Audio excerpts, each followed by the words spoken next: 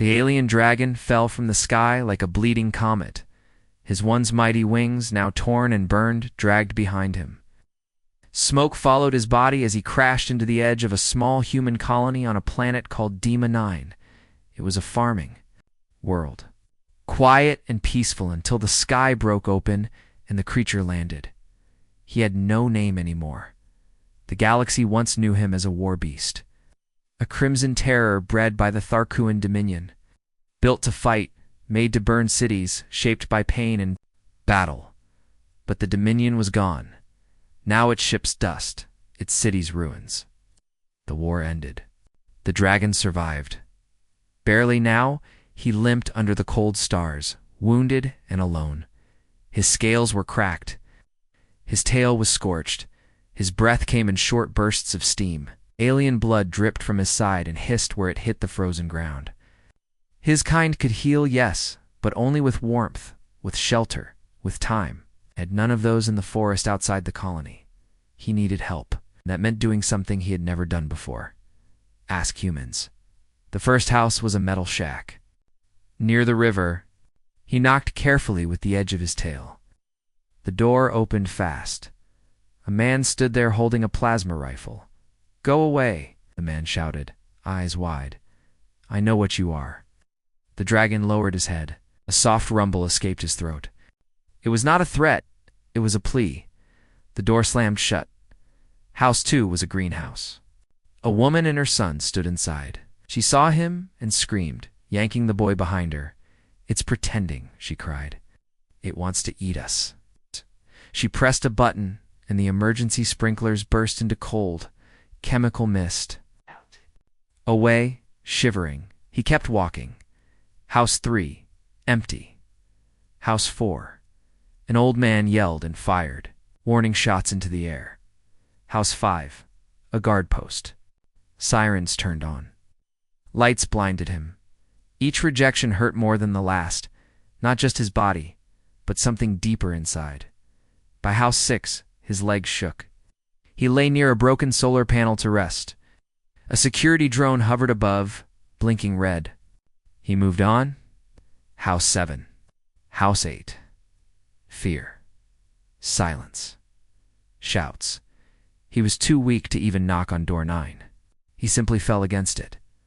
No one came. The sensors buzzed. Sonic pulses blared, made to scare animals.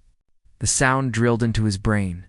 He crawled away, vision blurry, heat fading from his body. It should have ended there, in the dirt, the cold, forgotten. But it didn't, because there was a 10th door.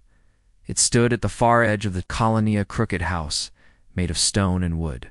Smoke came from its chimney. Soft yellow light glowed behind a small window. A warm place. The dragon did not expect anything anymore. But something, maybe hope, maybe instinct, pushed him forward. He dragged his heavy body, claws scraping. The ground. Each step left a mark. Black blood, broken leaves, scorched soil. He reached the door, raised a weak claw, and tapped. The sound was barely there. A whisper, a breath, but someone heard. The door creaked open. A woman stood there, older, with silver streaks in her hair tied back in a knot. She wore a brown utility apron, had a welding torch in one hand, and a cup of steaming tea in the other. She looked at the dragon and blinked. "Well," she said, sipping her tea, "aren't you a sorry sight?" The dragon tried to speak, but no sound came. His eyes closed. He was ready to fall. "Don't you dare," the woman said quickly. "Not on my garden tiles. I just cleaned those." Set down her tea and walked past the dragon like she wasn't afraid. Like he was a sick dog and not a weapon of war. Her name was Hayun. She was a retired ship mechanic, a war widow, and the most stubborn woman in the colony. She walked around the dragon slowly, studying his wounds. Then she said, "Stay still. I'll get the tarp." She returned with a thick sheet and laid it over his torn wing. She brought a heating coil and tucked it beside his belly. She knelt, opened a medkit, and started spraying foam over his cuts.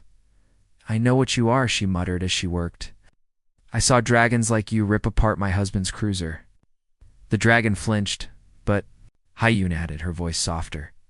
You're dying. And I wasn't raised to let any creature die like this. The dragon looked at her, confused. Why? Why would a human help him? Hoon said nothing more. She dragged a bucket of broth to his head and waved it under his nose. He sipped it slowly. Carefully then closed his eyes, and for the first time in years he slept. Not in fear, but in peace. The dragon slept near Huin's garden, wrapped in a tarp and warmed by a heater coil. His breathing was slow, but steady. His wounds stopped bleeding. The first time since the fall of his fleet, he felt safe. Each morning, Hayun brought him soup, mixed with oils and powders. He drank it carefully, his golden eyes always watching her. At first, he didn't understand her kindness. He didn't trust it. But she didn't ask questions, and she didn't show fear. She just helped. She talked while she worked, sometimes about her past, sometimes about nothing at all. I built engines before the war, she said one day, sitting beside him with a broken drill. Then the war took my brother and my peace. The dragon listened. His body healed slowly. His wings stopped shaking. His tail stopped dragging. On the fourth day, he tried to speak, not with words. His kind used thought, pulses, short, broken feelings shared across the air. Most humans couldn't understand them. But Hoeen was different.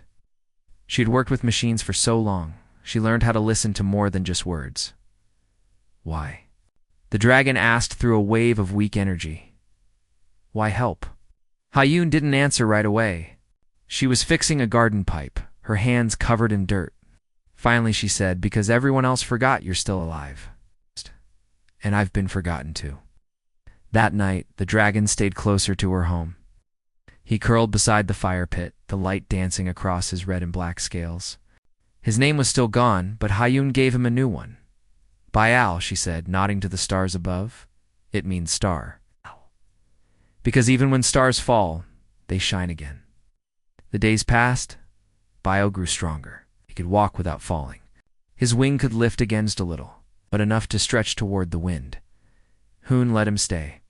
He dug up weeds with his claws, chased wild rodents from the field, had sat beside her when she worked in the shed. She never told him to go, never looked at him with fear, but the neighbors did. They watched from far away with long scopes and quiet whispers. Some called the town guard, others made plans. Then the raiders came. A group of off-world thieves landed near the hills, riding armored bikes. They had guns, shields, and bad intentions. The colony guards were small and afraid. They didn't know what to do, but Baal did. He rose into the sky with fire trailing behind him. His wings, once weak, now roared against the wind. He flew toward the raiders like a shadow with a burning heart. They didn't expect it. Baal struck. Fast. Not to kill, but to warn. He smashed their guns, tore their bikes apart, roared so loud that the hills shook. The raiders ran. He didn't look back. When Baal returned, the town was silent. Then slowly, people came. First the guards, then the neighbors, then the children. One little girl walked to Hayun's fence, the same girl who had been pulled away from the window back at door 2. She held something in her hands, a small wooden dragon painted with red and gold. She looked up at BL. For you, she said softly. Byel bent his head. Gently, carefully, he took the gift. After that, more children came. They brought food, stories, toys. Some touched his horns. Some sat beside him. He'd let them, because now he was not a weapon. He was not a monster. He was not forgotten. He was Baal Hone. Never said much after that. She just kept working in her garden, fixing pipes and building tools.